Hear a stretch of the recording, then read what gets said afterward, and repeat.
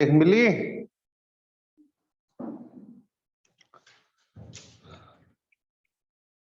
Welcome बच्चों। आज आपको पढ़ना क्या है?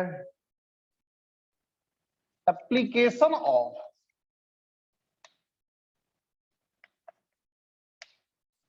Inductive effect.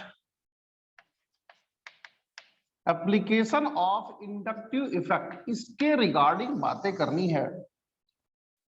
कल मैंने थोड़ा सा आपको बताया था और आप जो मिस्टेक्स करते हैं उसके रिगार्डिंग, उसके बारे में कल मैंने डिस्कशन किया था कि आखिर आप गलतियां क्या करते हो जब आप इंडक्टिव इफेक्ट से एसिड स्ट्रेंथ निकालते हो। चाहे वो एसिड स्ट्रेंथ निकालो तो कॉमन मिस्टेक्स आप करते क्या हो, आप गलती कहां करते हो, क्या मामला खराब रह जाता है। चाहे आप इंटरमीडिएट की स्टेबिलिटी देखते हो, स्टेबिलिटी ऑफ इंटरमीडिएट देखते हो, तो क्या गलती करते हो भाई, ये मैंने कल बताया था। और साथ में जब आप बेस स्ट्रेंथ देखते हो तो आप मोटे मोटे तौर पे कमियां क्या कर देते हो, गलतियां क्या करते हो, इसको मैंने बताया था। और मैंने आपको यह भी कहा था कि यूजुअली बुक्स इन पर कमेंट नहीं करती हैं, सीधे सीधे क्वेश्चंस करा करके छुट्टी करती हैं। अब बच्चों मेरा आप एक्सपीरियंस देखो, तो जो मिस्टेक्स हैं उसे रेक्टिफाई करने के लिए आपको मेरा एक्सपीरियंस देखना पड़ेगा, आपको सुक्लास्टिक पर चलना पड़ेगा। और छोटी बात है, इसके लिए मैं 3 वर्ड्स लिखता हूं, डीएनए। आप इनको डीएनए, आप जब भी एग्जाम में जाएं, चाहे आपको आईआईटी एडवांस जाना हो, चाहे जेडब्ल्यू मेन जाना हो, चाहे नीट के लिए प्रिपरेशन करते हुए जब आप एग्जाम में जाएं तो एक बार इसे जरूर देख लें, चाहे मेन के लिए जाएं और चाहे एडवांस के लिए जाएं। डीएनए, डी का मतलब क्या है, एन का मतलब क्या है और ए का मतलब क्या है। ये डीएनए आपको कोई भी गलती ना हो एग्जाम में उसके लिए प्रिपेयर करेगा। डी का मतलब है डिस्टेंस। सबसे ज्यादा डोमिनेट करती है डिस्टेंस, किसमें? इंडक्टिव इफेक्ट में सबसे ज्यादा डोमिनेटिंग फैक्टर डिस्टेंस रहती है। क्यों? क्योंकि inductive effect distance dependent effect है। आप कहते हैं इंडक्टिव इफेक्ट डिस्टेंस डिपेंडेंट है, ये inductive effect distance dependent effect है। आप इसमें inductive effect distance dependent effect है, इसीलिए जब भी प्रॉब्लम करें, चाहे वो एसिड स्ट्रेंथ की प्रॉब्लम करें जो वही मैं कराऊंगा, चाहे बेस की करें, चाहे वो स्टेबिलिटी ऑफ इंटरमीडिएट करें, सबसे पहले जो भी ग्रुप दिया है, चाहे निगेटिव आई दिया है और चाहे तो पॉजिटिव आई दिया है, सबसे पहले आपको डिस्टेंस देखनी चाहिए कि जो रेफरेंस है उससे कोई चीज नजदीक है या फिर कोई चीज दूर है। डिस्टेंस के बाद आपको नंबर देखना पड़ता है। नंबर कितने नंबर में है? 2 में है। भाई जो ग्रुप है, चाहे वो निगेटिव आई हो चाहे वो पॉजिटिव आई हो, निगेटिव आई का number, number of negative I groups, इसको देखोगे। नंबर ऑफ, अगर ऐसा नहीं है तो number of positive I groups देखोगे। भैया आपको अगर निगेटिव आई है तो निगेटिव आई इफेक्ट्स के कितने नंबर हैं वो देखोगे, अगर पॉजिटिव आई है तो पॉजिटिव आई के कितने नंबर हैं वो देखोगे। मैंने फिर कहा, सबसे पहले डिस्टेंस, जो निगेटिव आई है या पॉजिटिव आई है वो रेफरेंस से कितनी डिस्टेंस पर है। ये डिस्टेंस फ्रॉम रेफरेंस, रेफरेंस से कितनी डिस्टेंस पर है ये देखना बहुत जरूरी है। जो नजदीक होगा, नजदीक क्लोज होगा रेफरेंस के, वो ज्यादा इफेक्टिव होगा, और जो दूर होगा रेफरेंस के वो कम इफेक्टिव होगा। और बच्चों जब आप डिस्टेंस और नंबर देख लोगे, फिर उसके बाद एटीट्यूड का नंबर आता है। एटीट्यूड, जो आपका निगेटिव आई है या फिर पॉजिटिव आई है, उसका एटीट्यूड क्या है, ये सबसे लास्ट में। एटीट्यूड क्या है सबसे लास्ट में। एटीट्यूड का मतलब है उसकी ताकत। यहां पर एटीट्यूड का मैंने मतलब लिया है ताकत, उस ग्रुप की ताकत। जैसे आपको मैंने निगेटिव आई सीरीज बताई, पॉजिटिव आई सीरीज बताई, तो निगेटिव आई सीरीज में कुछ ज्यादा पावरफुल है, कुछ कम पावरफुल है। तो एटीट्यूड का मतलब है उसकी ताकत। बच्चों अगर आप इस सीक्वेंस को फॉलो करोगे, यानी सबसे पहले आप डिस्टेंस को देखोगे, दूसरे नंबर पर नंबर को देखोगे, और तीसरे नंबर पर आप एटीट्यूड देखोगे, तो फिर आपका कोई भी क्वेश्चन गलत नहीं हो सकता। अब आप एग्जाम्पल्स पर चलें। एग्जाम्पल्स पर मेरे बच्चों हम एग्जाम्पल नंबर 1 लेते हैं। यहां पर बच्चों CH2 और F ले लिया, यहां पर CH2 ले लिया, यहां पर CH2 ले लिया, यहां पर मैंने COOH ले लिया। उसके बाद क्या किया बच्चों, मैंने CH3 ले लिया, यहां पर CH2 ले लिया, यहां पर CH ले लिया, यहां पर Cl ले लिया, यहां पर COOH ले लिया। आप सभी जानते हैं कि जो फ्लोरीन होता है उसका निगेटिव आई पावर सबसे ज्यादा होता है, क्लोरीन के कंपैरिजन में ज्यादा होता है। फ्लोरीन की निगेटिव आई पावर क्लोरीन के कंपैरिजन में ज्यादा होती है, ये आप सबको पता है। लेकिन बच्चों उसे तो हम बाद में देखेंगे ना।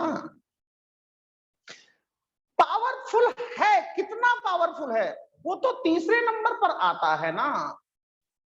पहले नंबर पर ये रेफरेंस से डिस्टेंस, रेफरेंस से 1 2 3 कदम दूरी पर है, यहां पर रेफरेंस से एक ही कदम दूरी पर है। रेफरेंस से कितनी डिस्टेंस पर है, सबसे पहले देखा जाता है। Inductive effect distance dependent effect है, because inductive effect is distance dependent effect. So first of all, we should observe distance instead of any other thing. If the negative I group or positive I group is closer to reference, then negative I or positive I will be more powerful on the reference. इस तरह से समझो, ये reference है और ये तो बिल्कुल पड़ोस में लगा हुआ है। ये रेफरेंस है, ये काफी दूर है। तो मेरे बच्चों जो पड़ोस का है वो ज्यादा पावरफुल है, इसीलिए इसकी एसिडिक स्ट्रेंथ ज्यादा हो गई और इसकी कम हो गई। समझ लीजिए अच्छी तरीके से, इसकी एसिडिक स्ट्रेंथ ज्यादा हो गई क्योंकि क्लोज है। सबसे पहले आपको डिस्टेंस देखना है, डिस्टेंस के बढ़ने के साथ साथ इफेक्ट खत्म होने लग जाता है।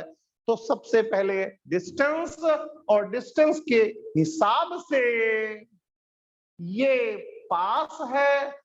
स्ट्रेंथ, ताकत, एटीट्यूड तो लास्ट में देखी जाती है।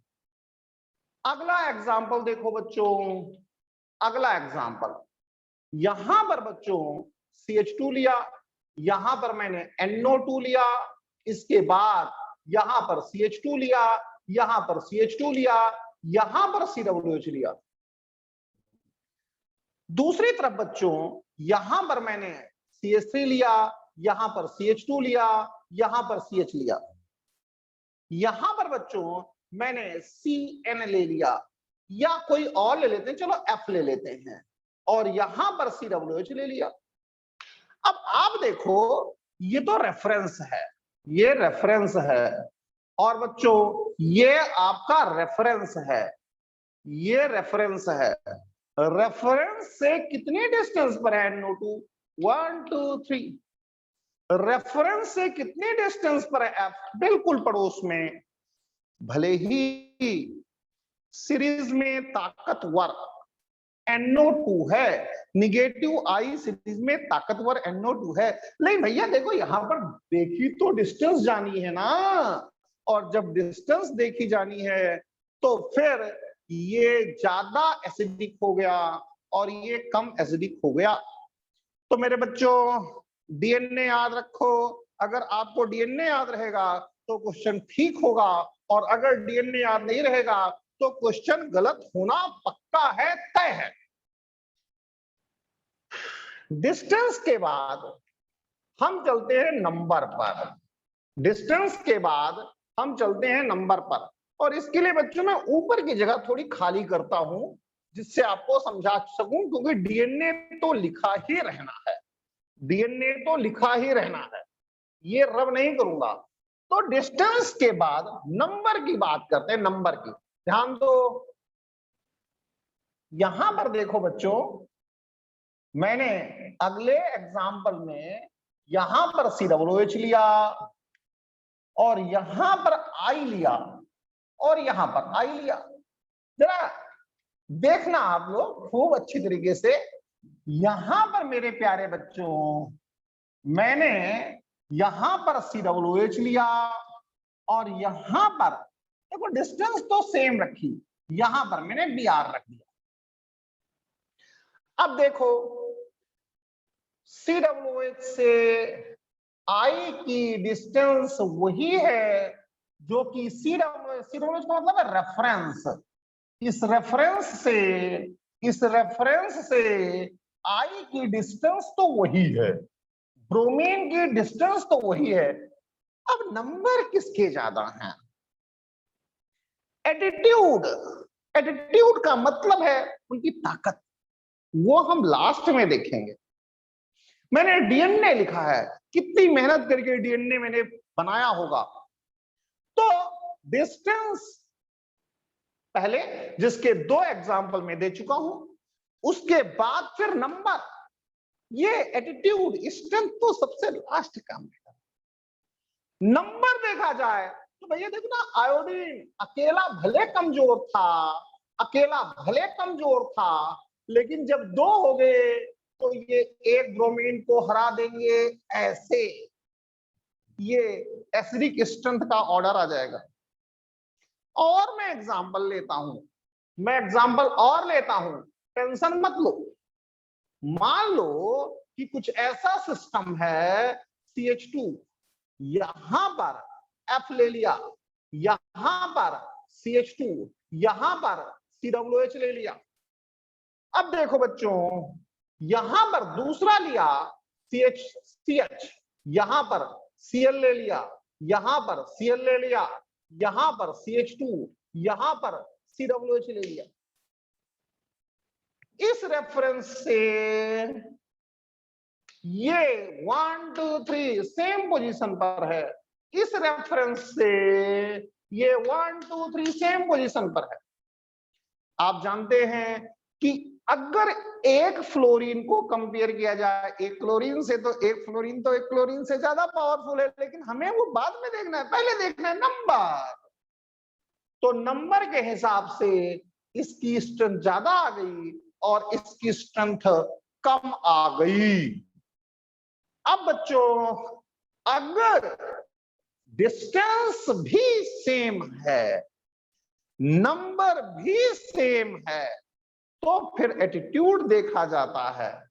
डिस्टेंस भी सेम है और नंबर भी सेम है तो एटीट्यूड देखा जाता है। कैसे? CH2F ले लो, CH2 COOH ले लो और CH2Cl ले लो और यहां पर CH2 COOH ले लो। तो अब देखो इस रेफरेंस से रेफरेंस से 1 टू सेकंड पोजीशन पर, रेफरेंस से 1 टू सेकंड पोजीशन पर। तो ऐसे केस में अब एटीट्यूड का नंबर है, फ्लोरीन का एटीट्यूड बहुत अच्छा, बहुत अच्छी तरीके से ये इलेक्ट्रॉन को अट्रैक्ट करता है। तो अब इसकी स्ट्रेंथ ज्यादा हो गई, इसकी स्ट्रेंथ कम हो गई। तो मेरे बच्चों अगर डिस्टेंस सेम है, अगर नंबर सेम है, तो डिस्टेंस और नंबर दोनों के इक्वल होने पर उसके बाद फिर हम कहीं जाकर के एटीट्यूड को देखते हैं। ये मेरी ट्रिक है, डीएनए की ट्रिक है कि भैया सबसे पहले आपको डिस्टेंस देखनी। क्यों देखनी है? कोई पूछे क्यों देखनी है, तो उसका आंसर है कि inductive effect is distance dependent effect, therefore first of all before doing anything else we have to observe distance, whether distance is same or not same. If the distance is same, then we move to number. If distance is not same, then closer group will be more effective. तो distance अगर same नहीं है तो फिर यहीं पर फैसला हो जाएगा कि किसकी स्ट्रेंथ ज्यादा है या किसकी स्ट्रेंथ कम है। और अगर डिस्टेंस का मामला इक्वल है तो नंबर पर चलेंगे, नंबर की बात करेंगे। जिसके नंबर ज्यादा होंगे उसकी ताकत, उसकी इफेक्टिवनेस ज्यादा होगी। उसके लास्ट में अगर ये और ये दोनों सेम हैं तो फिर एटीट्यूड पर आते हैं हम, फिर एटीट्यूड को देखते हैं हम। मेरे प्यारे बच्चों देखो भाई, इसे आप अपनी डेली लाइफ से जुड़ करके देखो, आज की जिंदगी से जोड़ करके देखो। सबसे पहले आपका पड़ोसी आपके काम आएगा जो क्लोजर है। अब डेमोक्रेसी में देखो, जिसके नंबर ज्यादा हैं उसी की गवर्नमेंट बनती है। एटीट्यूड तो बाद में देखा जाता है ना। तो आज के हिसाब से देखो, जिसके नंबर ज्यादा हैं वही कामयाब है। एटीट्यूड तो लास्ट का मामला है। ठीक है, मैं ज्यादा अच्छा पढ़ाता हूं तो लास्ट का मैटर है ना। मेरी एटीट्यूड तो लास्ट का मैटर है, मेरी स्ट्रेंथ तो लास्ट का मैटर है। सबसे पहले तो नंबर देखे जाएंगे ना, उससे पहले डिस्टेंस देखी जाएगी ना। तो ये आप ट्रिक याद रखिए और हमेशा आप एक क्वेश्चन अच्छा करने की सोचिए।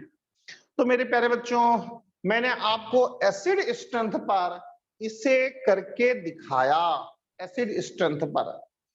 अब आप चलिए आगे, ये डीएनए में लिखा रहने दूंगा, इस डीएनए को रब करने वाला नहीं हूं मैं। अब चलिए आगे,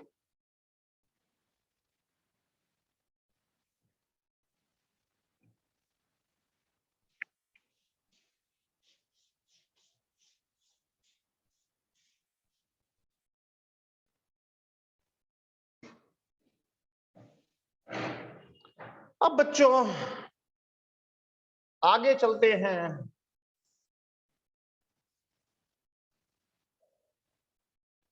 हम चलते हैं एसिड स्ट्रेंथ के बाद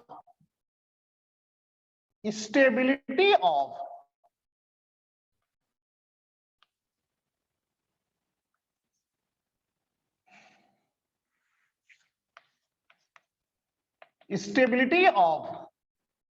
कार्ब एनायन।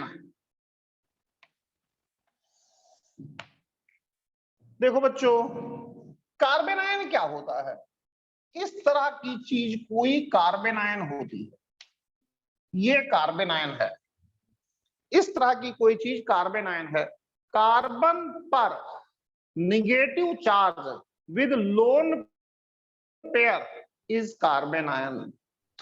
तो आप देखो, यहां पर अगर चार्ज की डेंसिटी ज्यादा हो गई तो स्टेबिलिटी कम हो जाएगी।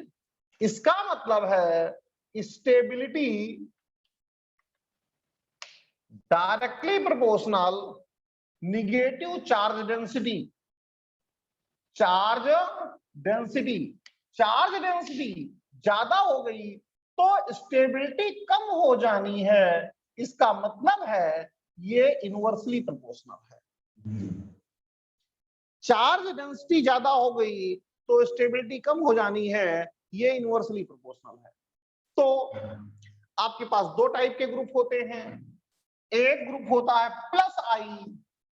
प्लस आई जो होगा वो इलेक्ट्रॉन को डोनेट करेगा, इलेक्ट्रॉन का डोनर होगा। आप यहां पर इसे लगा लो ना, तो ये इलेक्ट्रॉन डोनेटिंग ग्रुप है, प्लस आई है तो ये इलेक्ट्रॉन डोनेटिंग ग्रुप है, इलेक्ट्रॉन को डोनेट करने वाला है, इलेक्ट्रॉन को रिलीज करने वाला है। और अगर ये इलेक्ट्रॉन को रिलीज करेगा तो मेरे बच्चों यहां पर चार्ज डेंसिटी बढ़ेगी, और अगर यहां पर चार्ज डेंसिटी बढ़ गई तो स्टेबिलिटी कम हो जाएगी। इसका मतलब ये है कि stability of carbon ion is inversely proportional to positive I. दूसरी बात देख लो, यहां पर निगेटिव आई लगा लो, और अगर आपने निगेटिव आई लगा लिया तो ये निगेटिव आई क्या करेगा, इलेक्ट्रॉन को अपनी ओर खींचेगा। और अगर ये इलेक्ट्रॉन विड्रॉइंग ग्रुप इलेक्ट्रॉन को अपनी ओर खींचेगा तो फिर क्या होगा, यहां पर चार्ज डेंसिटी कम होगी, स्टेबिलिटी बढ़ जाएगी। इसका मतलब है कि स्टेबिलिटी ये प्रोपोर्शनल टू हो जाएगी निगेटिव आई पावर, और यहीं पर लिख देते हैं स्टेबिलिटी ये इनवर्सली प्रोपोर्शनल हो जाएगी पॉजिटिव आई पावर। ये सिस्टम बनके तैयार हो गया। अब बच्चों कार्बन आयन के लिए ऐसा हो गया। अब जरा इस पर क्वेश्चंस देखते।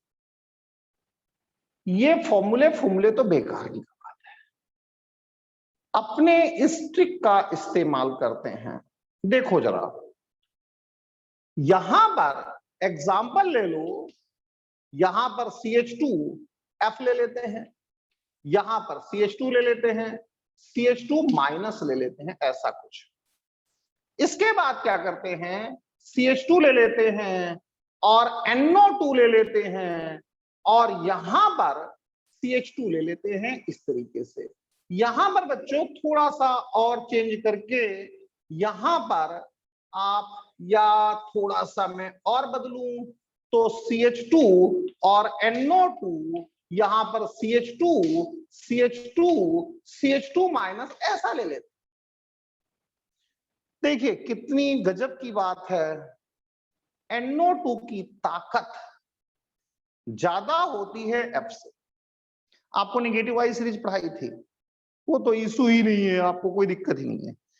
लेकिन बच्चों इस रेफरेंस से, ये रेफरेंस है, इस रेफरेंस से सबसे पहले आपको डिस्टेंस देखनी है। इंडक्टिव इफेक्ट में सबसे पहले डिस्टेंस चलती है भाई। तो यहां से सबसे पहले डिस्टेंस देखो, इंडक्टिव इफेक्ट डिस्टेंस डिपेंडेंट है, 1 2 3, ये थर्ड पोजीशन पर पड़ रहा है। यहां से देखो, इस रेफरेंस से डिस्टेंस देखो, 1 2 फोर्थ पोजीशन पर पड़ रहा है। तो इनके एटीट्यूड बाद में देखे जाएंगे, पहले डिस्टेंस देखी जाएगी, इनके एटीट्यूड बाद में चेक किए जाएंगे, पहले डिस्टेंस देखी जाएगी, एटीट्यूड बाद में, पहले डिस्टेंस। इस रेफरेंस के लिए ये ज्यादा पावरफुल है, ये ज्यादा पावरफुल है। इसका मतलब इसकी स्टेबिलिटी ज्यादा हो गई, इसकी स्टेबिलिटी कम हो गई, क्योंकि निगेटिव आई पावर के तो वैसे भी डायरेक्टली प्रोपोर्शनल हो रहा है। ये बहुत आसानी से इलेक्ट्रॉन को खींच करके यहां पर चार्ज डेंसिटी को कम कर देगा, और चार्ज डेंसिटी कम होते ही इसकी स्टेबिलिटी बढ़ जाएगी। अब चलते हैं बच्चों किसी और पर। मान लो कि यहां पर हमने कुछ ऐसा बना दिया, यहां पर CH2 माइनस बना दिया, और जब यहां पर CH2 माइनस बना दिया, CH2 माइनस बना दिया, यहां पर प्यारे बच्चों हमने कंसीडर करो ब्रोमीन लगा दिया, और यहां पर CH2 माइनस बना दिया, और यहां पर इस तरीके से कंसीडर करो F लगा दिया, तो क्या होगा? क्लोज कौन है? ब्रोमीन क्लोज है, इसकी स्टेबिलिटी ज्यादा हो जाएगी, इसकी स्टेबिलिटी कम हो जाएगी। अगला एग्जांपल देख लो बच्चों, अगले एग्जांपल पर चलो। आप देखो यहां पर आपने CH2 माइनस लगा दिया, फिर आप बच्चों आगे चलो, यहां पर 2 ब्रोमीन लगा दिए, और यहां CH2 माइनस, और यहां पर केवल 1 क्लोरीन लगाया। नंबर का मामला है भाई, नंबर का। अगर नंबर को देखो तभी काम चलेगा, इसकी स्टेबिलिटी ज्यादा आ जाएगी, इसकी स्टेबिलिटी कम आ जाएगी। अगर डिस्टेंस और नंबर, मैं फिर कह रहा हूं, अगर डिस्टेंस और नंबर दोनों इक्वल होते हैं, फिर कहीं जाकर के एटीट्यूड का नाम लिया जाता है। अगर इसी क्वेश्चन में डिस्टेंस और नंबर में दोनों इक्वल कर दूं, यहां पर CH2 माइनस कर दूं, ये CH2 माइनस हो गया, यहां पर मैं F कर दूं, यहां पर CH2 माइनस, और यहां पर मैं क्लोरीन कर दूं, तो बच्चों अब इसकी स्टेबिलिटी ज्यादा आ जाएगी। तो मेरे प्यारे बच्चों, एटीट्यूड जिसको हम पढ़ते हैं सीरीज में, कौन सी सीरीज में पढ़ते हैं भाई? जिसको हम पढ़ते हैं सीरीज में, निगेटिव आई सीरीज में पढ़ते हैं, पॉजिटिव आई सीरीज में पढ़ते हैं, वो तो मेरे दोस्तों लास्ट में आता है, पहले तो डिस्टेंस और नंबर आते हैं। इसलिए दोस्तों डीएनए ये बहुत ज्यादा ज्यादा ज्यादा जरूरी है, इसे अपने दिमाग में भर लो। चलो बच्चों, अब डीएनए को लिखा रहने देता हूं। डीएनए को लिखा रहने देने के बाद मैं थोड़ा सा हल्का सा आपको बेस स्ट्रेंथ पर ले चलता हूं। हालांकि लगना तो उसमें भी यही है, सेम चीज। क्या लगना तो डीएनए ही है, जहां पर भी इंडक्टिव इफेक्ट की प्रॉब्लम है वहां पर लगना डीएनए ही है, लगना डीएनए है। इसके साथ इसके सिवाय कुछ नहीं लगना है, ये आप सोच करके चलिए। जो पुराने लेक्चर्स हैं वो एज इट इज कामयाब होते रहेंगे। चलिए बेस स्ट्रेंथ पर थोड़ा सा हम चलते हैं, बेस स्ट्रेंथ को देखते हैं। तो बेस स्ट्रेंथ में देखो बच्चों, बेस स्ट्रेंथ की बात करें तो आप ये देखिए कि यहां पर B है, यहां पर H प्लस है, क्या बनता है? BH प्लस बनता है। आपको क्या करना है? किसी भी तरीके से इसकी स्टेबिलिटी को बढ़ाना है। अगर इसकी स्टेबिलिटी बढ़ेगी तो बेस की स्ट्रेंथ बढ़ जाएगी। तो अब देखो निगेटिव आई क्या करेगा? निगेटिव आई इलेक्ट्रॉन को खींचेगा, और अगर निगेटिव आई इलेक्ट्रॉन को खींचेगा, निगेटिव आई इसके इलेक्ट्रॉन्स को अपनी ओर खींच लेगा, यहाँ पर पॉजिटिव चार्ज बढ़ जाएगा। और अगर यहाँ पर पॉजिटिव चार्ज बढ़ गया तो क्या होगा भाई? अगर यहाँ पर पॉजिटिव चार्ज बढ़ गया तो इसकी स्टेबिलिटी कम हो जाएगी। स्टेबिलिटी कम होने का मतलब है कि बेस स्ट्रेंथ भी कम हो जाएगी। इसका मतलब क्या हुआ कि base strength is inversely proportional to negative i power हो गया। निगेटिव आई रहेगा तो यहां से इलेक्ट्रॉन को विड्रॉ करेगा, इलेक्ट्रॉन को विड्रॉ करेगा तो क्या करेगा? यहां पर पॉजिटिव चार्ज बढ़ जाएगा, और पॉजिटिव चार्ज अगर बढ़ गया तो उस केस में पॉजिटिव चार्ज के बढ़ते ही इसकी स्टेबिलिटी कम तो बेस स्ट्रेंथ भी कम। ऐसे ही बच्चों जो बेस स्ट्रेंथ है वो डायरेक्टली प्रोपोर्शनल हो जाएगी पॉजिटिव आई पावर के। ये डायरेक्टली प्रोपोर्शनल हो जाएगी पॉजिटिव आई पावर के। क्या होगा? पॉजिटिव आई इलेक्ट्रॉन को दे करके यहां पर जो प्लस चार्ज है, पॉजिटिव आई इलेक्ट्रॉन डोनेटिंग ग्रुप इलेक्ट्रॉन को दे करके इसके प्लस चार्ज को कम करेगा, और अगर इसके प्लस चार्ज को कम करेगा तो इसकी स्टेबिलिटी बढ़ेगी। इसकी स्टेबिलिटी बढ़ते ही बेस स्ट्रेंथ बढ़ जाएगी। लेकिन मेरे दोस्तों, आप इस बात को समझ के चलो कि डीएनए लगेगा, किस काम के लिए डीएनए लगेगा? इसकी स्ट्रेंथ को डिसाइड करने के लिए। मैं फिर बार बार आपको कह रहा हूं, जहां भी इंडक्टिव इफेक्ट है वहां पर डीएनए जरूर है। इसके भी कुछ एग्जांपल्स हम ले लेते हैं। मेरे बच्चों, CH2F ले लिया, CH2 और CH2 यहां पर NH2 कर दिया, ये रेफरेंस है, ये रेफरेंस है। अब देखो यहां पर CH2 कर दिया, CH2 और आपका NH2 कर दिया, यहां पर आप CH3 कर लो और यहां पर आप Cl कर लो, ये रेफरेंस है। तो रेफरेंस से सबसे पहले आपको डिस्टेंस देखनी पड़ती है कि डिस्टेंस किसकी ज्यादा है, डिस्टेंस किसकी कम है। इसकी डिस्टेंस कम है तो अब ये आसानी से इलेक्ट्रॉन को देखो ना भाई, इसको देखो, इसको इसको इसको इसको इसको, जो क्लोरीन है वो इस पर ज्यादा इफेक्टिव है, क्लोरीन का इस पर ज्यादा इफेक्ट आएगा, फ्लोरीन का इस पर कम इफेक्ट आएगा, क्योंकि डिस्टेंस डिपेंडेंट है। तो निगेटिव आई पावर अब इसकी ज्यादा पड़ रही है इस पर, और अगर निगेटिव आई पावर इसकी ज्यादा पड़ रही है इस पर, तो बेस स्ट्रेंथ इसकी ज्यादा हो गई।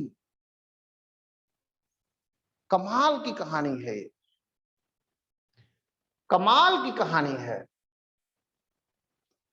आगे देख लीजिए, कंसीडर करो कि कुछ ऐसा सिस्टम बन करके तैयार होता है, यहां पर NH2 है, यहां पर बच्चों CH3 है, यहां पर NH2 है, NH2, और यहां पर बच्चों हम ले लेते हैं C2H5। हम जानते हैं अच्छी तरीके से कि C2H5 की इलेक्ट्रॉन को डोनेट करने की ताकत इससे तो ज्यादा होती है, लेकिन पड़ोस में कौन है? पड़ोस में, अरे भैया ये तो रेफरेंस तो ये है ना, रेफरेंस तो ये है दोस्त। तो रेफरेंस के करीब कौन है? CH3। अगर रेफरेंस के करीब CH3 है तो ये आना है। तो मेरे बच्चों, चाहे बेस स्ट्रेंथ हो, चाहे एसिड स्ट्रेंथ हो, चाहे स्टेबिलिटी ऑफ इंटरमीडिएट्स हो, अगर वो इंडक्टिव इफेक्ट से सोल्व हो रहे हैं तो फिर कोई कुछ और नहीं सिवाय DNA। और ये मेरी बनाई हुई ट्रिक है बच्चों, शुक्लास ट्रिक कहते हैं। इन्हीं ट्रिक्स के भरोसे कभी मैंने 600-700 बच्चे पढ़ाए हैं। Thank you very very much, thanks a lot. आप दोबारा आइए, अभी बिना रिकॉर्डिंग का लेक्चर आपका लूंगा। Thank you.